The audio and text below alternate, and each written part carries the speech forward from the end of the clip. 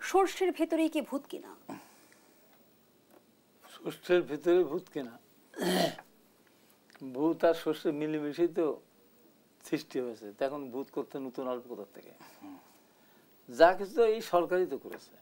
নুরুল সাহেবকে বাইপাস করে দিয়ে কেউ চালাতে চাই, এটা সম্ভব? ওনার বাইরে আর কোনো ঠিকানা আছে? ডক্টর ইউনূসের বাইরে আর কোনো ঠিকানা আছে? নিজস্ব তো কিছু আছে, মানুষের কাছে তাদের কোনো গ্রহণযোগ্যতা আছে? নাই।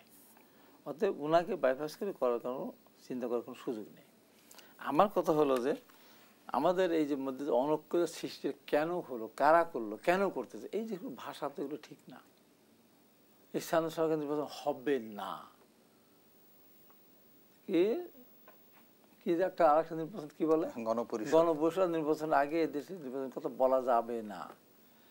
সমস্ত সংস্কার না হওয়া পর্যন্ত নির্বাচন হওয়ার প্রশ্নই ওঠে না। প্রধান উপদেষ্টার সঙ্গে আজকের বৈঠক শেষেও কিন্তু নাহিদ ইসলাম জানিয়েছেন যে ইসি পুনর্গঠন করে যেন স্থানীয় সরকার নির্বাচন আয়োজন করা হয় এবং শেখ হাসিনার আমলে হওয়া সকল নির্বাচন অবৈধ ঘোষণার দাবি জানিয়েছেন সিপি।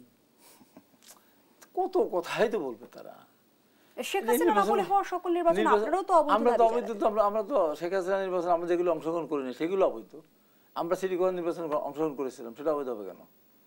সিটি কর্পোরেশন নির্বাচন বৈধ, কিন্তু ফলাফল ঘোষণা, ফলাফল প্রকাশ অবৈধ। বৈধ নির্বাচনের ফলাফল তো শেখ হাসিনা ফ্যাসিস্ট সরকার এটাকে সব নিতে দেয়নি। এর আগে নাহিদ ইসলাম বলেছে যে অবৈধ নির্বাচনের আসলে বৈধ ফলাফল তো আসলে কোনটা অবৈধ আর কোনটা বৈধ বোঝে, এই জ্ঞানটুকু আছে।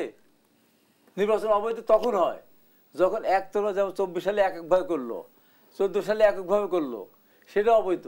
18 সাল নির্বাচন করেছে, ওইটা অবৈধ না, ওইটা বৈধ। কিন্তু ফলাফল ঘোষণা করেছে দিনের ভোট রাতে করেছে, কিন্তু নির্বাচন বৈধ। ওটা পার্টিসিপেট নির্বাচন ছিল, ইনক্লুসিভ নির্বাচন ছিল। সিটি কর্পোরেশন নির্বাচন ইনক্লুসিভ নির্বাচন, আমি পার্টিসিপেট করেছিলাম। ওই নির্বাচন অবৈধ না, নির্বাচন ফলাফল ঘোষণা সেটা বৈধ। আমি একটু বুঝতে চাই হাবিবুর রহমান, হাবিব 18 সালের নির্বাচন আপনি বলছেন বৈধ, কিভাবে বৈধ? আবার আপনি বলছেন নির্বাচন তো বৈধ, রাতে হয়েছে, রাতে হলে বৈধ কিভাবে হয়? নির্বাচন বৈধ, আমরা অংশগ্রহণ করেছিলাম, কিন্তু ফলাফল যেভাবে নিয়েছে সেটা অবৈধ।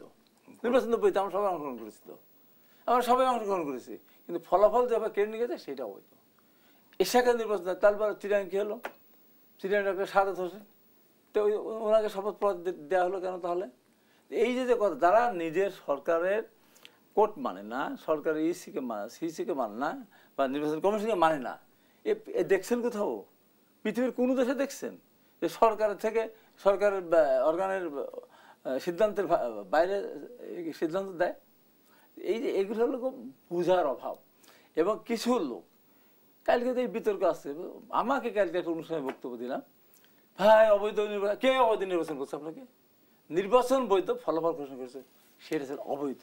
এই যে যেমন গুলাই ফেলে যে তত্ত্বাবধায়ক সরকার, ইন্টারিম গভর্নমেন্ট, বা কি বলে, এটা হলো অন্তর্বর্তীকালীন সরকার। এই পার্থক্যটা কেউ বলতে, এক কথায় পার্থক্য কেউ আজ পর্যন্ত বলতে পারছে? সংজ্ঞাটা কি?